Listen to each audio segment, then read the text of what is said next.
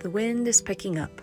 There's a chill in the air, and the fun of picking salad greens in the garden has unfortunately come to an end.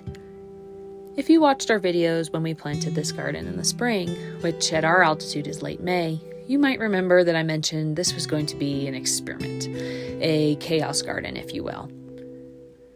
With all the building going on, it was honestly a really poor time to dedicate to planting and starting a garden from scratch, especially for a regional area we'd never grown anything in before, and at an elevation where growing plants outside at all is just a struggle. But I was determined to start the learning process, and over the spring and this summer, plants miraculously sprouted and grew in this garden. Not everything was a success, of course. The irrigation system I DIY'd came with a pretty steep learning curve. I never saw a single sprout from the cucumbers or tomatoes that I planted. And the winds, combined with the many hours of sunshine here in the summer, dried out the soil faster than I thought it would. But here we are at the tail end of the growing season. I'm surprised it lasted this long, honestly. To get you guys up, in September, the cold weather greens were coming up. I noticed the rabbits began eating all the spinach and some of the carrots that were maturing, and the corn found its way up and out of the ground.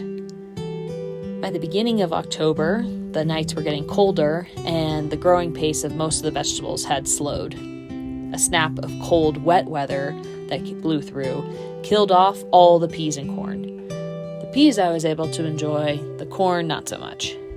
The salad greens remained resilient. And funnily enough, the calendula is actually popped open around that time too.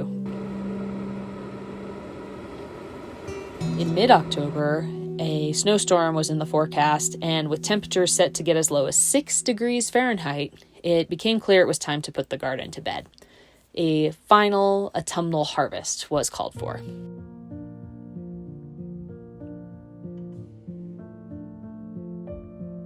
Carrots, kale, lettuces, fennel, arugula, mint, calendula, and potatoes all were harvested from that little chaos garden that barely got my attention this growing season. Nature is simply amazing.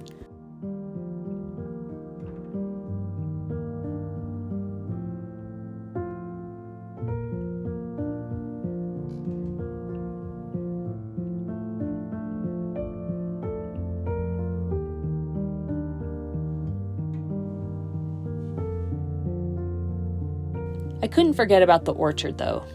With high winds during this upcoming cold season to be expected, like every winter here, I set to work putting in tree stakes and tying the saplings to them.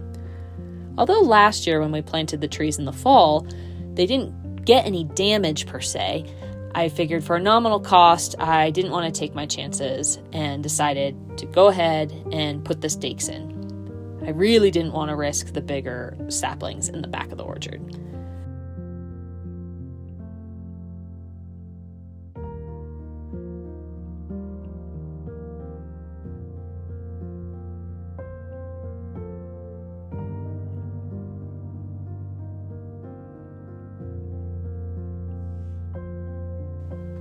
When I originally put the garden beds together in the spring, I strategically set up the rock walls of each bed so that there was space to walk in between all of them.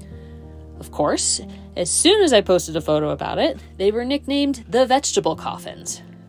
Yes, the vegetable coffins.